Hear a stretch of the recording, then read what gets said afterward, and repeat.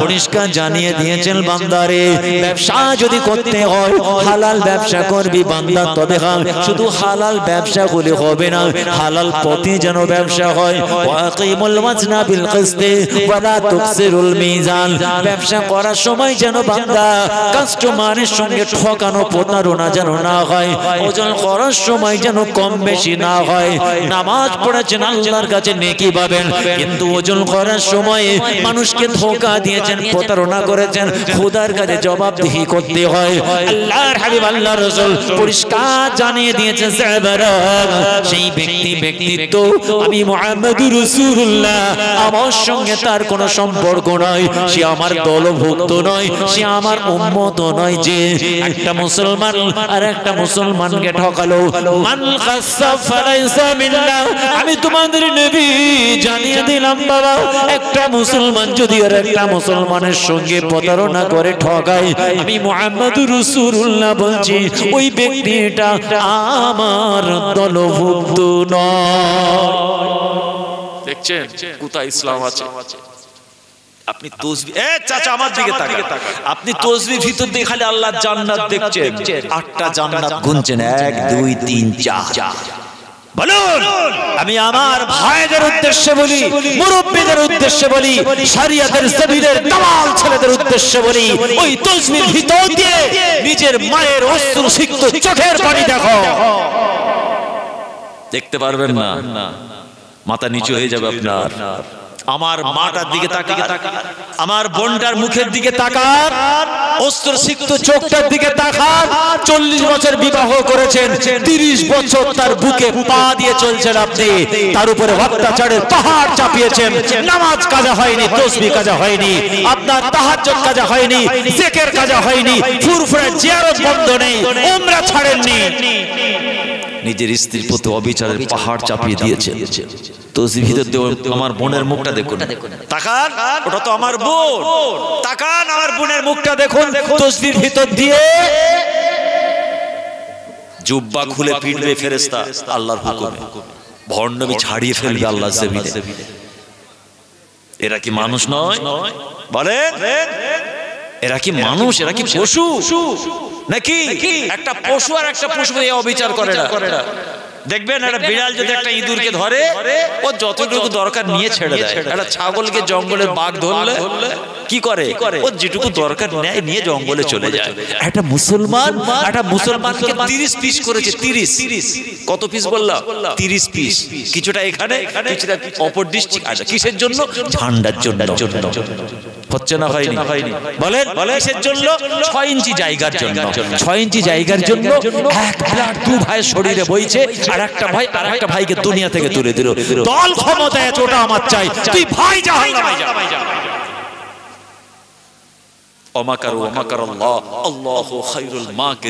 বান্দা যত মাক্কারি ধোঁকাবাজি আমার জমিনে করিস না কেন, যে আমার জমিনে মাক্কারি করবে, চিটিংবাজি করবে, তার সঙ্গে বড় চালাকি চালিয়ে যে আমি আল্লাহ তাদেরকে ফাঁসিয়ে দেব, রেহাই পাবি না। ইন্না বাদশা রব্বিকা লাশাদীদ, শুনে রাখ বান্দা, আমার পাহাড় কিন্তু বড় ভয়ঙ্কর, রেহাই পাবি না। কি হচ্ছে আজকে সমাজে বলুন তো? বাড়ির মা বোনগুলো কোনো ইজ্জত আছে? বলো, যুবক ছেলেরা আজকে শরাব পান করছে, জানেন? এইদিকে তাকান, গাঁজা খাচ্ছে, নামাজ নেই, বাড়ি থেকে নামাজের মুসাল্লা পাওয়া যাবে না। ইয়াং জেনারেশন শরাব পান করছে, গাঁজা খাচ্ছে, প্রকাশ্যে হারাম কাজ করছে, মাথা উঁচু করে ঘুরছে। কি হবে? আল্লাহর রহমত আসবে। অনেক বাড়ি আছে নামাজই হয় না, নামাজ হয় না, খালি ঘন ঘন ফুরফুরাই যাচ্ছে। কি খবর? এই তো গত সপ্তাহে না হুজুর আপনাদের মহব্বতে এলাম, কানের কাছে কি বলছে, একটা তাবিজ দেন না ভাইজান। কি হয়েছে? স্বামী স্ত্রীর সমস্যা। কি সমস্যা? ব্যবসা করছি, পকেটে পয়সা থাকছে না। আর কি সমস্যা? সংসারে শুধু অশান্তি। ভাইজান আপনার কাছে এলাম খুব আশা করে, 4খানা প্যাকেট, ঠিক আছে, 4খানা প্যাকেট, 4 রকমের মিষ্টি স্পেশাল। বাপরে, নদিয়া বনগায় কি রসমালাই আছে, ভালো নাম করা, আবার সবজি 4 ব্যাগ। দেখছেন কত মহব্বত করে বলুন তো, কিন্তু আমি ওই ছেলেটাকে ঘৃণা করি। এদিকে তাকান, সেই পীরের আওলাদ হিসেবে, ফুরফুরা জমিনের পীর বংশের অংশ হিসেবে বলছি, আমি কিন্তু ওই ছেলেটাকে প্রকাশ্যে বলছি ঘৃণা করি। ওর যখন শুনবো নামাজ পড়ে না, স্বামী স্ত্রীর প্রতি অবিচার করে, সুদের ব্যবসা করে, দাঁড়িয়ে পেচ্ছাপ করে, গাঁজা খায়, বাপ মাকে খেতে দেয় না, সমাজে সন্ত্রাসী করে, ও আমার জন্য 4 বাক্স মিষ্টি নিয়ে গেছে, আমি প্রকাশ্যে বলছি আমি ঘৃণা করি। আমার বাপ দাদা 14 গোষ্ঠী পীর মাশায়েখরা এই শিক্ষা আমাদের দিয়েছে। কেন? আমরা কোনো ভণ্ড পীরের মুরিদ না ইনশাআল্লাহ। জোরে বলুন ইনশাআল্লাহ। তুমি মিষ্টি দিয়ে হুজুরের ঈমান কিনে নেবে? বলে তুই ভালো মিষ্টির প্যাকেট দিয়ে হুজুরি খুশি হয়ে যাবে। কানে কানে যখন বলছে হুজুর আমার অশান্তি, আমি যখন বললাম নামাজটা পড়ো তো, না ভাইজান পড়া হয় না। বাড়িতে কে নামাজ পড়ে? না কেউ এখনো শুরু করেনি। বলুন ওই বাড়িতে আল্লাহর রহমত হবে? সকাল সন্ধ্যা অ্যাকশন চলছে ওই জন্য, কখনো স্বামী স্ত্রী, কখনো বাপ মা, কখনো শ্বশুর বৌমা। যে বাড়িতে নামাজ নেই খোদার রহমত নেই, এটাও পরিষ্কার। আবার যারা শুধু নামাজের ঝান্ডা ধরেছে, শরিয়াতের সব ঝান্ডার বুকে পা দিয়ে নামাজ থেকে জান্নাতে স্বপ্ন দেখছে, এই স্বপ্ন আল্লাহ পূরণ করবে না। কি হচ্ছে আজকে সমাজে বলুন? আজকে আমাদের আগামী প্রজন্মকে কি তোহফা দেবো বলুন? এরা ভেবেছে একটা হুজুরের থেকে তাবিজ নিলেই হয়তো আমার হারাম ব্যবসাটা হালাল হয়ে যাবে। এই হবে? এই বলেন হবে? তুমি ব্যবসার জায়গায় চিটিংবাজি করছো, ওজনে কম দিচ্ছ, প্রোডাক্টে 2 নম্বরই করছো, কোয়ালিটি কোয়ান্টিটি তোমার আলাদা। আমি আল্লাহর কালাম দেব, আল্লাহর কালাম তো কাজ করবে না, আল্লাহ বলবে হবে না, তাবিজ দিলি হয়ে যাবে না। হুজুর একটু আরেকবার দিন, হুজুর আরেকবার দিন বলেই আমার পকেটে মোটা বান্ডিল মারলো। প্রথমে ছোট পাড়া বান্ডিল ছিল, দ্বিতীয় মোটা পাড়া বান্ডিল। আর আমাদের তো 40 ফুট পকেট নাকি বলেন? আমাদের পকেটে তো এসো বাবা, তুমি হালাল হতে এসেছো, হালাল হও, ভালো করে এসো, দাও। তৃতীয়বার আবার গেছে, হুজুর এবার একটু ভালো করে স্পেশাল করে। মানে আল্লাহর উপরে বিশ্বাস নেই, ঈমান কত দুর্বল। মানে হুজুরই যেন ওকে বাঁচাবে। জাহেলে গাদ্দার, যে বাড়িতে নামাজ নেই, যে বাড়িতে কোরআনের কালচার নেই, শরিয়তের বিধান নেই, যে বাড়িতে ছেলেরা বাপ মাকে মানে না, যে বাড়ির ছেলেরা প্রকাশ্যে দাঁড়িয়ে পেচ্ছাপ করে, সুদ ঘুষের ব্যবসা করে, ওই বাড়িতে আল্লাহর রহমত ঢুকবে না। আল্লাহর রহমত যদি না ঢোকে অশান্তিও যাবে না। কোরআন পাক তোমার গলায় ঝুলিয়ে দিলেও হবে না। আল্লাহ বলবে আফতাব তুমি ওর গলায় কোরআন দিলেও হবে না, আমি আল্লাহ তো কবুল করবো না। ও নিজের বুড়ো বাপ মাকে তাড়িয়ে দিয়েছে। তুমি তো বড় মিষ্টির প্যাকেট দেখেছো, আমি আল্লাহ ওর অন্তরের খবর জানি। কি কথা ভুল বলছে নাকি? এই কথা কি খারাপ লাগছে নাকি? শীতের সময় গরমের আওয়াজ হচ্ছে নাকি? তুমি তো মিষ্টির প্যাকেট দেখেছো, আমি আল্লাহ ওর ভিতরের হিংস্র পশুটা দেখেছি। নিজের স্ত্রীর প্রতি অবিচার করে, ও নিজের শ্বশুর শাশুড়িকে কষ্ট দেয়, ও নিজের স্বামীর সঙ্গে প্রতারণা করে, ও নিজের সুন্দর সোনার সংসারটাকে ভেঙে চুরমার করেছে। আমি আমার ওই বান্দিকে আমি জানি। ওর চোখ দেখে তোমরা ভুলে যাও না, ওর চোখের পানি দেখে তোমরা ভুলে যাও না, ওকে ফেরেশতা মনে করো না। আমি আল্লাহ ইন্নাল্লাহ আলিমুন বিযাতিস সুদূর, ওর ভিতরের খবরটা আমি জানি। বলুন ভিতরের খবর কে জানে? সবাই মিলে বলে। তাহলে আল্লাহ যখন মনের খবর জানে, আমরা তাহলে কোনো সিদ্ধান্ত নিতে পারবো? আম্মা জান আয়েশা সিদ্দিকা রাদিয়াল্লাহু তাআলা আনহা দরবারে আল্লাহর রাসূলের কয়েকজন সাহাবা এসে বলেছিল, ইয়া রাসূলুল্লাহ ইয়া হাবিবাল্লাহ হুজুর, আপনি যখন আমাদেরকে মদিনার মসজিদ থেকে তাড়িয়ে দেন, চলে যাবার কথা বলেন, আমাদের মনটা খারাপ হয়ে যায়।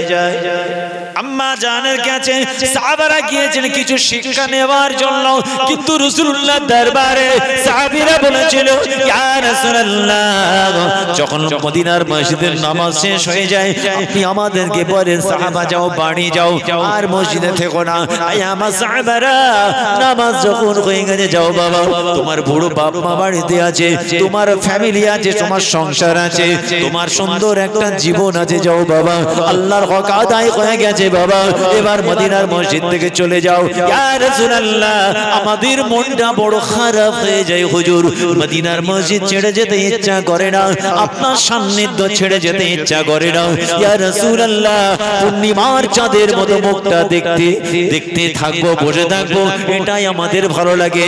কিন্তু না, আপনি যখন আমাদেরকে যাবার হুকুম করেন আর আপনার কথা অমান্য করতে পারে না, কোন রকমের বিয়াদবি করতে পারে না, আপনার কথা শুনে ঘরে চলে যাই, বিবি ছেলে স্ত্রী বাচ্চা বাপ মা আত্মীয় স্বজন কাজ কারবারে যখন ব্যস্ত হয়ে যায়, ইয়া রাসূলুল্লাহ, কিন্তু তার মধ্যখানে অন্তরের অন্তঃস্থলে একটা যন্ত্রণা শুরু হয়, একটা জ্বলন হতে থাকে। হুজুর, কিসের যন্ত্রণা, কিসের জ্বলন? ইয়া রাসূলুল্লাহ, মদিনার মসজিদে না আসার যন্ত্রণা, আপনার পূর্ণিমার চাঁদের মতো মুখটা না দেখার যন্ত্রণা, আমার সমস্ত সাহাবা ভাইদেরকে না দেখার যন্ত্রণা। ইয়া রাসূলুল্লাহ, যন্ত্রণা এত হতে থাকে আর সহ্য করতে পারে না, জ্বালাই যন্ত্রণায় দৌড়ে দৌড়ে দৌড়ে মদিনার মসজিদে এসে যখন হুজুর আপনার চেহারায় আনোয়ার, সুন্দর সুন্দর চেহারা, হুজুর আপনার চেহারা মুবারকটা যখন দেখি হুজুর, আমাদের জীবনের সমস্ত দুঃখ যন্ত্রণাগুলো সব সঙ্গে সঙ্গে ঠান্ডা হয়ে যায়। আরো জোরে বলুন সুবহানাল্লাহ। হুজুর আপনি তো তাড়িয়ে দেন, যাও বিবি ছেলে বাল বাচ্চা বাপ মা আছে, চলে যাও। হুজুর আপনার কথা অমান্য করতে পারি না, চলে যায়। কিন্তু একটা যন্ত্রণা শুরু হয়। কিসের যন্ত্রণা হুজুর? অদৃশ্য শক্তি একটা কাজ করে। হুজুর আপনার সান্নিধ্যে না আসার যন্ত্রণা, মদিনার মসজিদে না আসার যন্ত্রণা, হুজুর আপনার চেহারায় আনোয়ার, চেহারা মুবারক, পূর্ণিমার চাঁদের মতো মুখটা না দেখার যন্ত্রণা, আমার ভাই সাহাবাদেরকে না দেখার যন্ত্রণা। হুজুর যন্ত্রণাটা এত হয় আর সহ্য করতে না পেরে আপনার কাছে চলে আসে।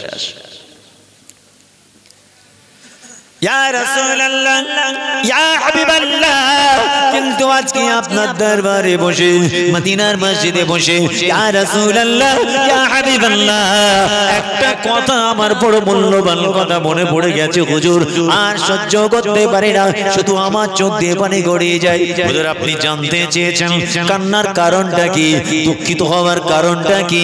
আমার মা বাপ আপনার কদমে কুরবান হয়ে যায় হুজুর, পারওয়া করি না। ফিদাকা আবি ওয়া উম্মি, ইয়া রাসূলুল্লাহ, ময়দানেতে আমার মতো একজন গরীব সাহাবী কোথায় পড়ে থাকবো হুজুর? আমার আল্লাহ আপনার শান মর্তবা কত উচ্চ মাকামে দিয়েছেন, আমার মতো অসহায় গরীব সাহাবীর কে খবর নেবে? দুনিয়ায় কষ্ট হলে আপনার দরবারে চলে আসে, অন্তরটা ঠান্ডা হয়ে যায়, কিন্তু সেদিন কে খবর নেবে? কে আমাকে মনে রাখবে? কে আমাকে ভালোবাসা দিয়ে আমাকে আপন করে নেবে হুজুর? সেই মুহাম্মদ ময়দানের কথা মনে পড়ে গেছে।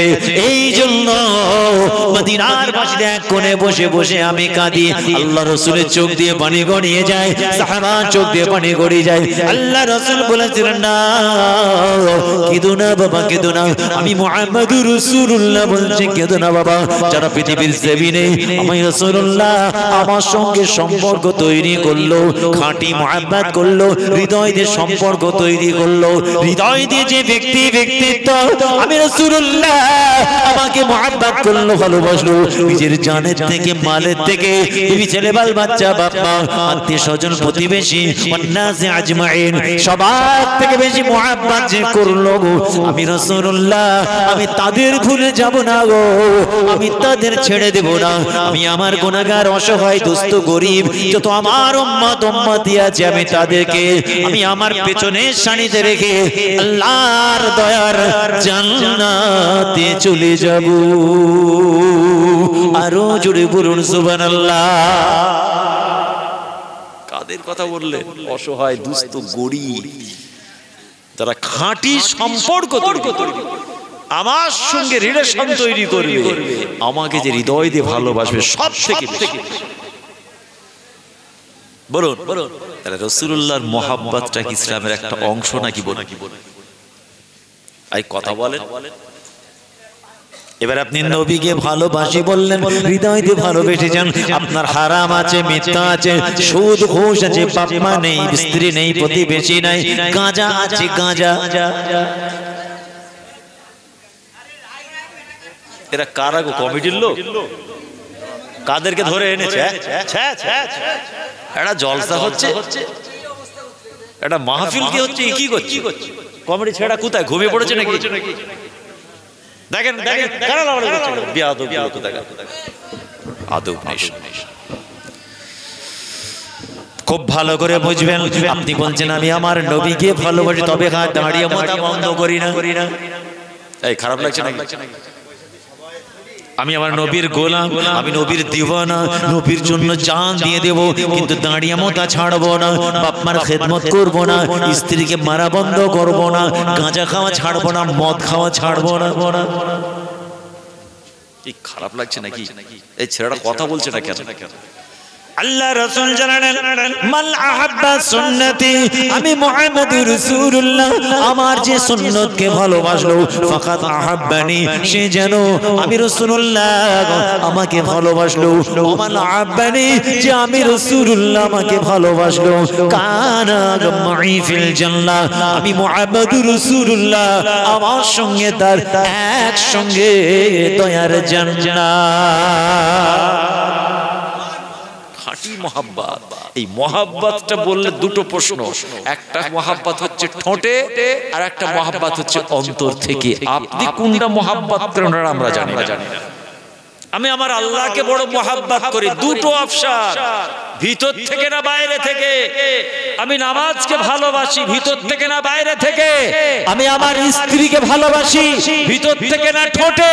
আমি আমার মাকে, আমি আমার পীরকে, আমি গরিব মিসকিনকে ভালোবাসি। প্রশ্ন আসবে দুটো, এখান থেকে অন্তরের অন্তঃস্থল থেকে না জনগণকে দেখানোর জন্য ঠোঁটে ভালোবাসা। একটা জান্নাতে নিয়ে যাবে আর একটা টেনে জাহান্নামে নিয়ে যাবে।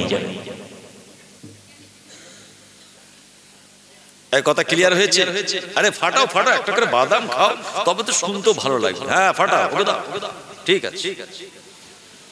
শুকনো শুকনো হয় নাকি? এদিকে ওয়াজ হবে, একটু বাদাম ফাটা, যেদিকে আমাকেও ছড়ে দাও একটা, আমিও খাই। খুব মূল্যবান বিষয়টা আলোচনা করতে শুনবেন। তাহলে নবীকে ভালোবাসি বললে ভালোবাসা হয় না। আমি নামাজকে ভালোবাসি বলে নামাজ ভালোবাসা হয় না, নামাজের মুসাল্লায় দাঁড়াতে হয়, তাই তো নাকি? না আমি রোজা ভালোবাসি, ও ভালোবাসা লাভ নেই, আল্লাহ খুশি হবে না। যখন তুমি সিয়াম পালন করবে তাহলে আল্লাহ খুশি হবে যে আমার বান্দা সত্যি রোজাকে ভালোবাসে। বুঝতে পারেন না? না আমি আমার বাপ মাকে খুব মহব্বত করি হুজুর, বলুন বলুন, আমি আমার আব্বা আম্মাকে খুব ভালোবাসি। এ মুখে বললে হবে না, প্র্যাকটিক্যালে দেখাতে হবে। পরে খবর লেগে দেখা গেল বাপ মা দুটোকেই বার করে দিয়েছে। নিজের ঘরে রুম হিটার লাগানো, তার মাকে ওই খড়ের গাদা দিয়ে ওই খড়ের ছাউনিতে শুয়ে রেখেছে। মাটা কাঁপছে, একটা ছেঁড়া কাঁথাও নেই। আর ছেলের জ্যাকেটের উপরে জ্যাকেট, তার উপরে জ্যাকেট, তার উপরে জ্যাকেট, পুরো একদম আল্লাহর ওলি ঘুরছে। মোহাব্বত দুটো, বলুন বলুন। তাহলে মোহাব্বতে রাসূল, মোহাব্বতে ইসলাম, মোহাব্বতে কোরআন, মোহাব্বতে ওয়ালিদাইন ইসলামের একটা অংশ তো নাকি? কথা বলছেন না, একটা অংশ তো। তাহলে এই মোহাব্বত দেখি আপনি নাজাত পাবার আশা করবেন না। আবার নামাজ আছে, রোজা আছে, হক তালফি আছে, ন্যায় আছে, অন্যায় আছে, ইনসাফ আছে, আদালত, জুবান আছে, ন্যায়, সব ইসলাম। হ্যাঁ, ইসলামের মূল খুঁটি মিফতাহুল জান্নাহ। নবী বলছেন জান্নাতের চাবিকাঠি কি? বলেন বলেন জোরে বলেন, সবাই মিলে বলেন। ঠিক আছে, আমি আপনাদের একটু পরীক্ষা করি। নামাজ বলেছেন জান্নাতের চাবিকাঠি, তালাটা পাবেন কোথা থেকে? এই ছেলেটা কথা বলো, নামাজ পড়ে কপাল কালো করে চাবি তো পেয়েছো, তালাটা ছিদ্রটা খুঁজবে কোথায়? বলেন বলেন।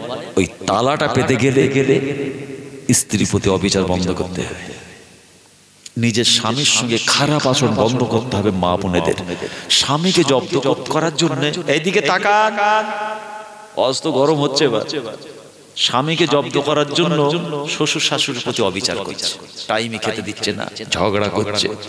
দেখছেন দেখছেন, স্বামী কিছু বলতে পারছে না। আর বাপ মার কিছু হলে ছেলেটা সহ্য করবে? কোলাঙ্গার ছেলের কথা বলছি না, কপাল ফাটা ছেলের কথা বলছি না। ছেলের মতো ছেলে যদি হয়, ছেলে যদি বুঝতে পারে তার স্ত্রী তার নিজের চোখের সামনে বাপ মার প্রতি অবিচার করছে, কোন ছেলে সহ্য করবে? যদি রক্ত যদি থাকে, মানুষের রক্ত যদি গায়ে থাকে, পশু চার পা বিশিষ্ট রক্ত যদি ছেলের গায়ে থাকে, তাহলে স্ত্রীর সামনে নিজের মাকে মারবে, বেশ যদি করবে, তার সহ্য হয়ে যাবে। তার মানে শরীরে মানুষের রক্ত নেই। কি খারাপ বললাম? খারাপ লাগলো? তাহলে ধরা পড়তে ইসলাম ওখানে আছে, আপনার চোখের দৃষ্টিতে ইসলাম আছে, আপনার হাসিতে ইসলাম আছে। বলে হুজুর এটা আবার কেমন? জি, কোরআন থেকে দলিল দেব, হাসিতে ইসলাম আছে। আল্লাহর কোরআন জানো, ফালিয়াদহাকু কালিলা ওয়া ইয়াবকু কাসীরা। আয় আমার বান্দা বান্দীরা, পৃথিবীর জমিনে তোমরা হাসবে কম, কাঁদো বেশি। আহারে আল্লাহর হাবিব আল্লাহর রাসূল সারা জীবন কোনোদিন অট্ট হাসি হাসলেন না, ফাহিশা হাসি হাসলেন না। পৃথিবীর জমিনে আল্লাহর রাসূলের হাসিটা কেমন ছিল? মুচকি হাসি, তাবাসসুম হাসি। আল্লাহর নবী সাহাবীরা বর্ণনা করেন, তোমাদের নবী যখন হাসতেন, আমাদের নবী যখন সাহাবাদের সামনে হাসতেন, কেমন সাদা চকচক মতির মতো দুটো দাঁত দেখা যেত, কোনো আওয়াজ শোনা যেত না। ফালিয়াদহাকু কালিলা ওয়া ইয়াবকু কাসীরা। আমার আল্লাহ যেমন শিখিয়েছেন কোরআনে, হাসিটা তোমাদের কম হবে, কান্নাটা বেশি হবে। পৃথিবীর জমিনে আল্লাহর নবী কোনোদিন অট্ট হাসি হাসেননি। নবীকে ফলো করে দুনিয়ার জমিনে আপনি মুচকে হাসুন, বেহায়ার মতো হাসবেন না, নির্লজ্জের মতো হাসি নয়, অট্ট হাসি হাসবেন না। যে হাসিটা মানুষকে খারাপ লাগে, যে হাসিটার আওয়াজ বহু দূরে যায়, এটা সুন্নতের খেলাফ হাসি। আল্লাহ রাসূলের মতো যদি আপনি হাসিটাকে কন্ট্রোল করতে পারেন, মনে রাখবেন ওটা একটা নবীর সুন্নত আদায় হয়ে যাবে। আপনি মুচকে হাসুন, ওখানেও ইসলাম আছে, ওখানেও ইসলাম। খালি বড় বড় ডাল ধরছে, ইশরাকটা পড়বো কখন, তাহাজ্জুদটা পড়বো কখন, তাই তো নাকি? পড়ুন, বাধা নেই, কিন্তু এইগুলোকে আদায় করতে হবে। বাড়ির সামনে একটা বড় গাড়ি রাখার গ্যারেজ করেছে, বুঝলেন? দেখা যাচ্ছে গ্যারেজটা করতে গেলে প্র্যাকটিক্যালটা বুঝবেন, পাশের ভাইয়ের জমি একটুখানি লাগবে, জায়গা লাগবে, 4 হাত, তোমাকে আমার দরকার, সে দেবে না, কি করব? দুটোকে মার্ডার করে নিয়ে নিল, দিতেই হবে, সে দেবে না, আমি ছাড়বো না। ঠিক আছে, মানুষটাকে দুনিয়া থেকে তুলে দিল, জায়গাটা দখল করলো। বলুন এই জায়গাটা হালাল না হারাম?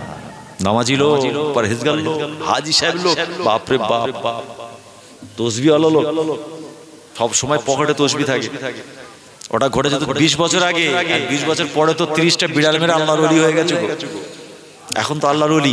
তাহলে 30 বছর আগে একজন গরিবের 4 হাত জমি মেরে নিয়েছে, 4 হাত, বেশি নয়, 4 হাত জোর করে, এবং জমিটা পাওয়ার জন্য দুটো মার্ডার পর্যন্ত করে বসে আছে। আজ 30 বছর পরে আল্লাহর ওলি হয়ে গেছে। 30 খানায় বিড়াল মেরে 40টা হজ করেছে। শুনছেন? এখন তার কি হবে? দখল করব জায়গাটা অন্যের। ইসলাম ওখানে আছে তো নাকি? রেহাই পাওয়া যাবে? তাই বলতে চাই যে মুসলমান নামাজ পড়েছেন আলহামদুলিল্লাহ।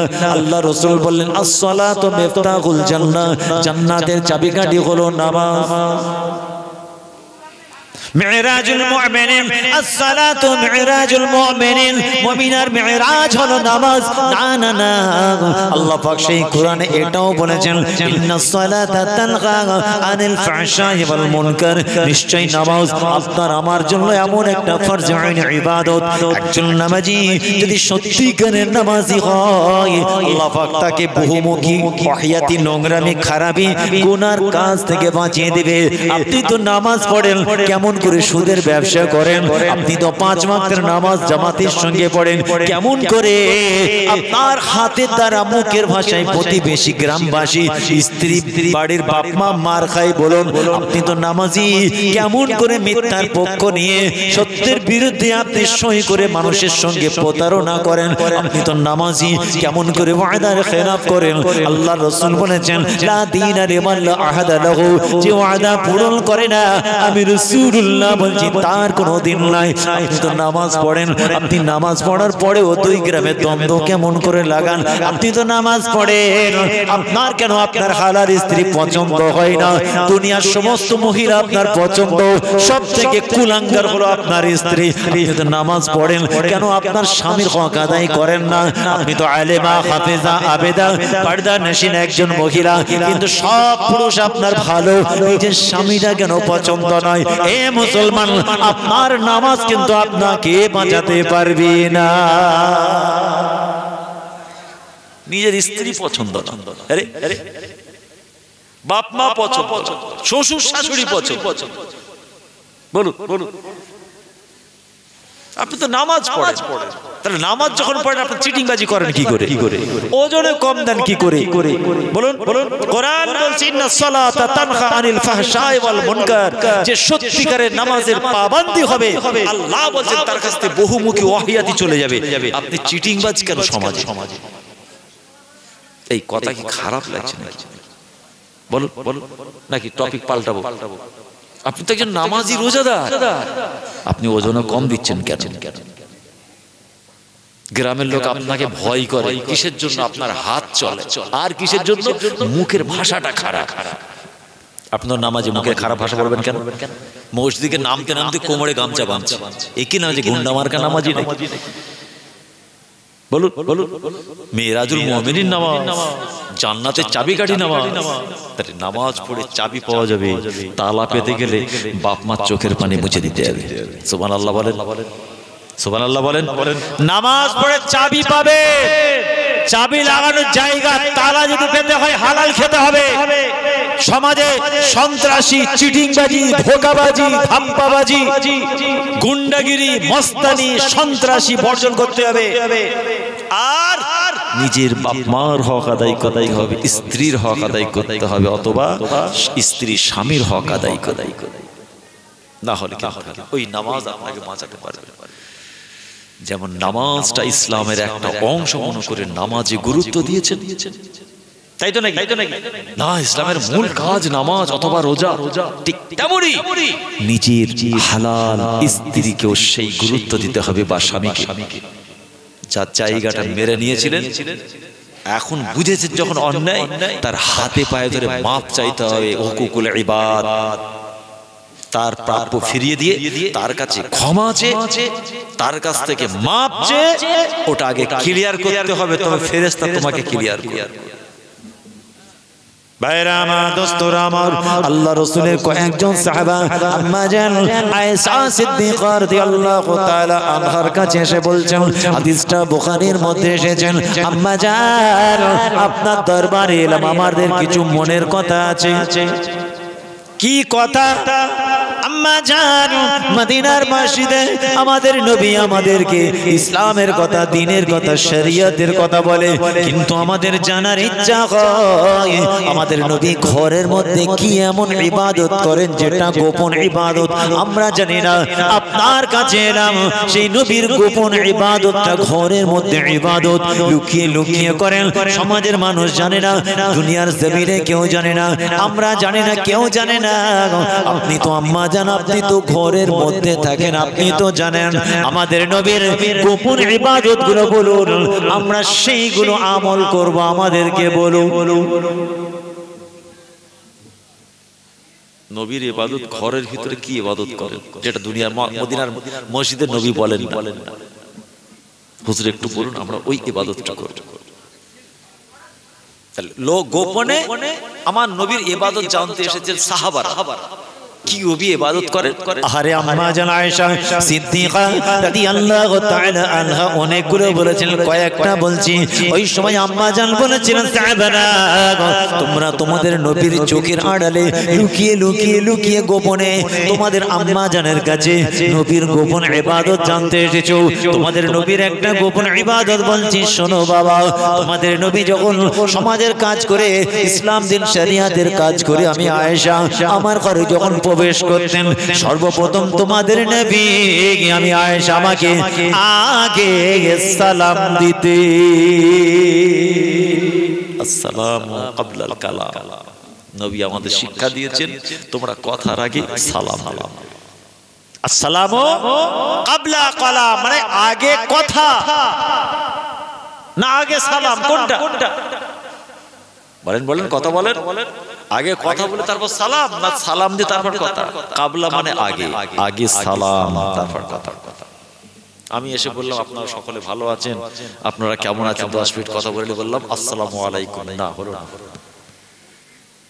وفي حديث أخرى على من عرفت ومن لم تعرف, আমার নবী বললেন যাকে চেনো তাকে সালাম দেবে, আরে যাকে চেনো না তাকেও তোমরা সালাম দেবে। সালাম দেওয়া নেওয়ার মাধ্যমে একটা মুসলমানের সঙ্গে আর একটা মুসলমানের সুন্দর মিষ্টি মধুর সম্পর্ক হবে। আম্মা জান আয়েশা বলেছিলেন, আমার নবীর সাহাবারা, তোমাদের নবীর একটা গোপন ইবাদত হলো যখনই তোমাদের নবী ঘরে আসেন সর্বপ্রথম স্ত্রী হিসেবে আমি আয়েশা আমাকে আগে সালাম দিতেন। এটাই হলো নবীর একটা লুকিয়ে লুকিয়ে বাড়িতে গোপন ইবাদত। বলুন সুবহানাল্লাহ। বলুন আমরা সালাম দিই। স্ত্রীকে ঘরে গিয়ে সালাম দিলে মান সম্মান থাকবে, এই ইজ্জত থাকবে? সালাম দিই না, স্ত্রীরা আমাদেরকে সালাম দেয়।